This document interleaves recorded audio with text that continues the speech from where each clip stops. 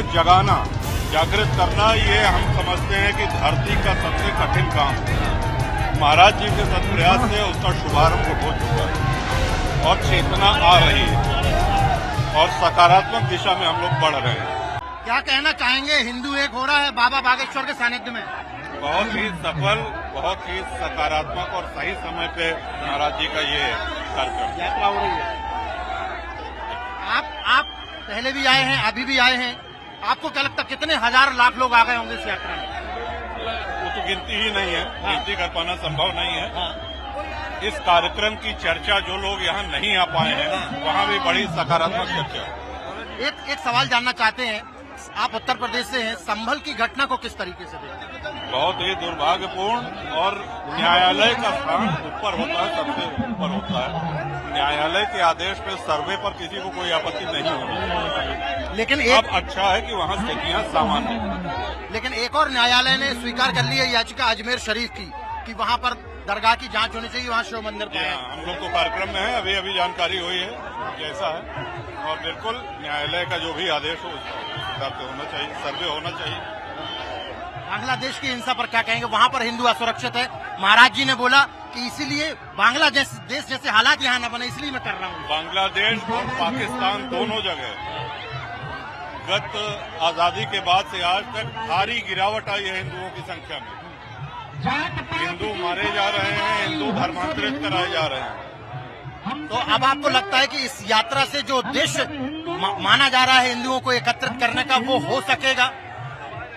हिंदू को जगाना, जागृत करना, ये हम समझते हैं कि धरती का सबसे कठिन काम है। महाराज जी के सत्प्रयास से उसका शुभारंभ हो चुका है और चेतना आ रही है और सकारात्मक दिशा में हम लोग बढ़ रहे हैं।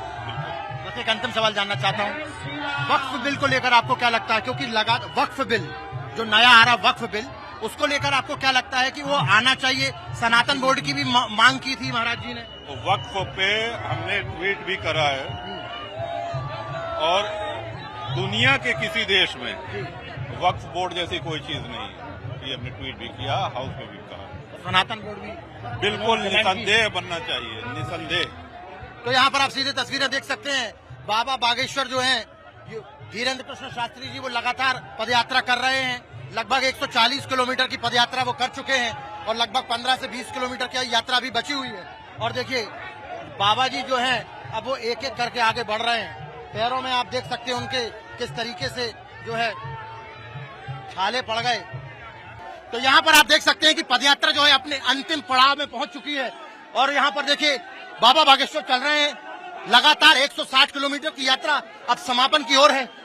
यहाँ पर मंत्री जो हैं वो भी प्रहलाद सिंह पटेल जी भी आए हुए। महाराज जी, पदयात्रा का अंतिम पड़ाव आ गया है, मन में क्या भाव चल रहा है? केवल यही है कि इस देश में सनातन के अंदर ये जो छुआछूत भेदभाव ऊंच नीच भरी हुई है, ये मिट जाए। हर हाल में हिंदू एक हो जाए ताकि बांग्लादेश जैसी बेटियों की अस्मिता न लुटे और हिंदुत्व का कठोरता से प्रचार हो सके।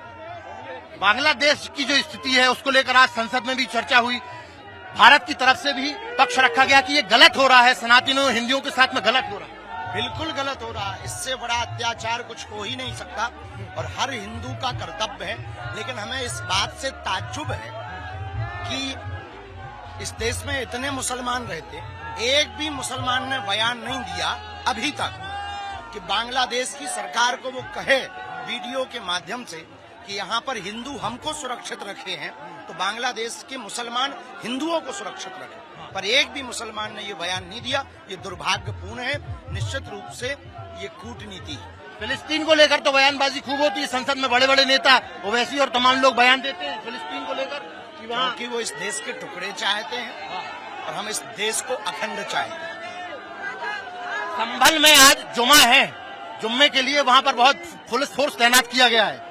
उम्मीद ये जताई जा रही कि फिर से अशांति हो सकती है। आपको क्या लगता है? वहाँ पर भी हजारों लोग इकट्ठे हुए और यहाँ ये देखिए, तो ये यहाँ पर बीच बीच में जो तमाम बुजुर्ग लोग हैं वो भी मुलाकात करते रहते हैं, महाराज जी से मिलते रहते हैं। तो देखिए यहाँ पर जो है बुजुर्गों से मुलाकात करने का सिलसिला जी भी बदस्तूर जारी है।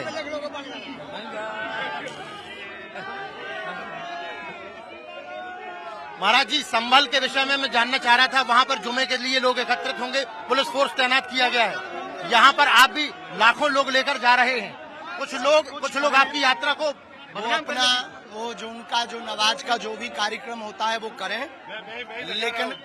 लेकिन कानून को हाथ में ना लें, देश के संविधान की धज्जियां ना उड़ाएं।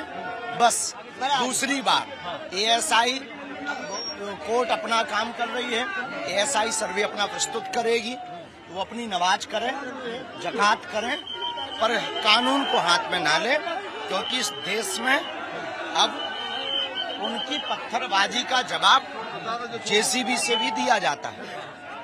जेसीबी, आपके उसमें जेसीबी बहुत नजर आई है स्वागत में, इसीलिए तो हमें याद आ गई। अच्छा, एक बात और जानना चाहता हूं मैं कि इस पदयात्रा के समापन के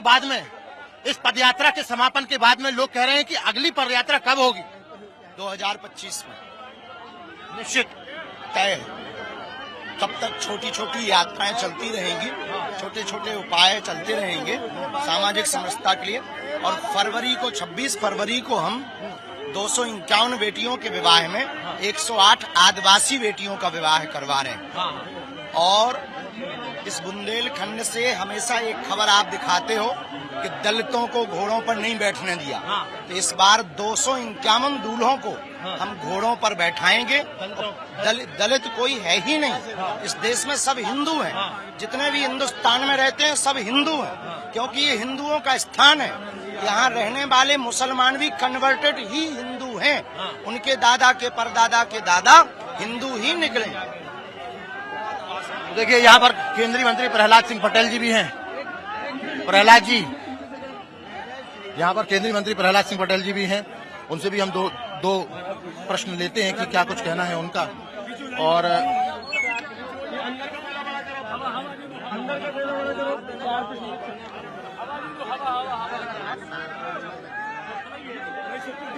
तो ये तस्वीरें जो है, सीधी तस्वीरें हम अपने दर्शकों को दिखा रहे हैं।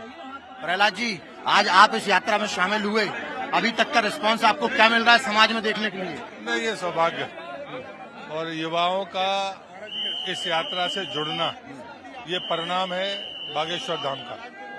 और जो उनका दायित्व है, उस दृष्टि से उन्हें जो अभियान छेड़ा है, उनके लिए मैं नमन करता हूं और भविष्य की शुभकामनाएं देता हूं। बांग्लादेश की हिंसा संसद में भी गूंज रही है, बांग्लादेश के हिंदुओं के लिए क्या कहना चाहेंगे? वाजिब बात जो बागेश्वर धाम ने कही है कि एक भी मुस्लिम अभी तक ध्यान नहीं दे पाया कि हम भारत में शांति से रहते हैं, तो बांग्लादेश में भी हिंदू सुरक्षित रहे।